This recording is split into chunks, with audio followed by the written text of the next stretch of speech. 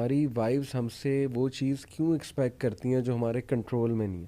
مثال کے طور پہ آپ اس کی مدر کی شکایات اسے لگا رہی ہیں جو اس کے کنٹرول, کچھ چیزیں کنٹرول میں, کچھ چیزیں اس کے کنٹرول سے باہر ہیں.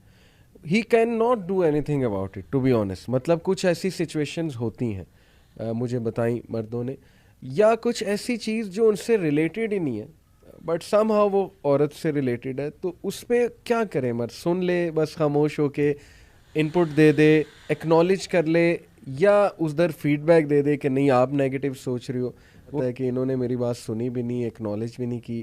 تو وہاں نا مردوں کو ہینڈلنگ میرے خیال تھوڑا سا اچھا دو جگہیں ہیں جہاں پہ وائفس جو ہیں نا مردوں سے ان ریئلسٹک ایکسپیکٹیشنز کرتی ہیں, اور ایک تو جو لو ارننگ ہوتے ہیں, وائفس پتہ نہیں کون سے خیالات بنا کے آئی ہوتی ہیں کہ پتہ نہیں محل کھڑا کر دے گا دنوں میں, ٹھیک ہے نا.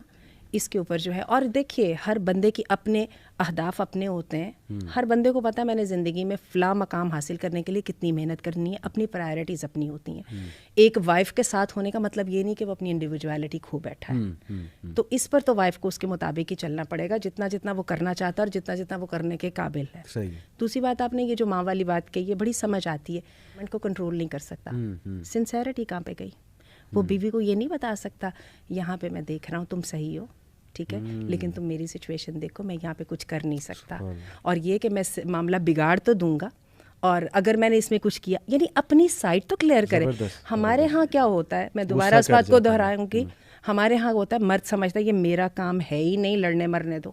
میں بہت فرینک الفاظ میں کہوں گی اس بارے میں جو ہے نا وہ پیسو نہیں ہونا چاہیے. اور اس میں مردوں کا کام ہے, میں بہت تلخی کے ساتھ یہ بات کہوں گی, ماں کو اور بیوی کو لڑنے دیتا ہے, ٹھیک ہے, جو جیت جاتا ہے اس کے ساتھ ہو جاتا ہے. ماں جیت جاتی ہے تو خیر سے فرما بردار بیٹا بن کے وہ جاتا ہے, اور بیوی جیت جاتی ہے تو ماں کے ساتھ بھی گالیاں گلوچ کرنا. اچھا یہی جہاں پہ 100 زیادہ بیویاں ہوں وہاں پہ بھی مرد یہی کام کرتے ہیں, دونوں آپس میں لڑ لو بھائی, excuse me where are you, آپ کی قوام کی حیثیت کہاں پہ گئی نا.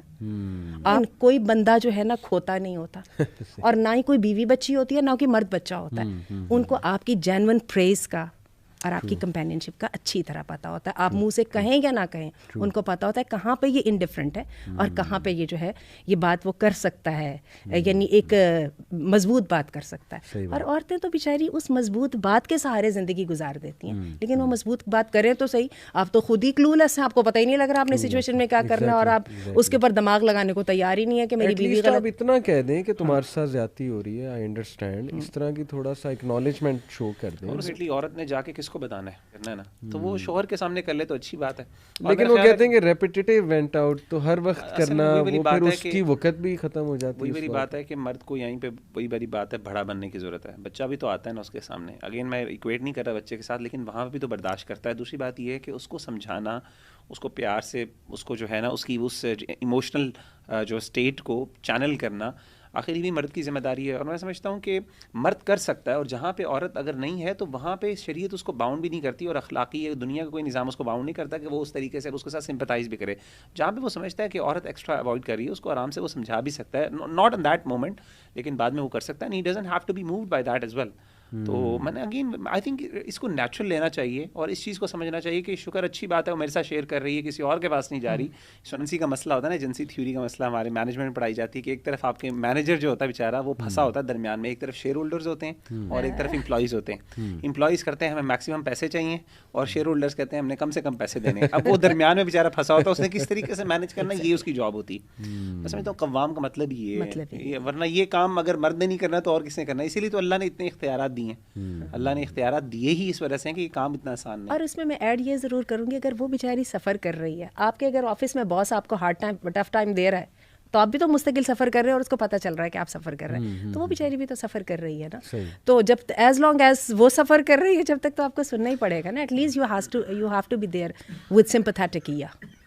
اور اٹس آل اباؤٹ کمیونیکیشن. بات بار بار وہیں آ رہی ہے کہ اچھا, اس میں نے اپنی زندگی میں یہ تھوڑا سا میں نے تجربہ کیا ہے, ہم کمیونیکیشن کو ریگولرائز کرنے کے بارے میں بہت زیادہ تساہل برتتے ہیں. حتیٰ کہ میں نے پاکستان میں پروفیشنل انوائرمنٹ میں دیکھا ہے, بہت کم مجھے آفیسز میں لوگ نظر آتے ہیں جن کے ریگولر میٹنگز ہوتی ہیں آپس میں ٹیم کے درمیان.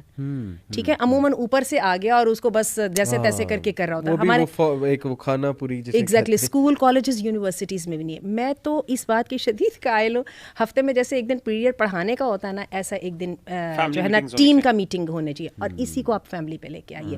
اور میں نے دیکھا یہ ان میٹنگس کا اس قدر فائدہ ہوتا ہے, میں آپ کو کیا بتاؤں. اس فیملی میٹنگ کے اندر میں نے دیکھا ہے آپ کو کرٹیسزم نہیں لگتا, کیونکہ وہ صحیح الفاظ کے ساتھ کیا جا رہا ہوتا ہے. آپ اپنی وہاں پہ ایکسپیکٹیشن سیٹ کرتے ہو, اور جیسے ہی آپ سیٹ کرتے ہو فیملی میں 4 ممبرز آپ کو بتا دیتے ہیں یہ ریئلسٹک نہیں ہے, ایسا ہو نہیں پائے گا, لیکن وہ عزت سے بتاتے ہیں.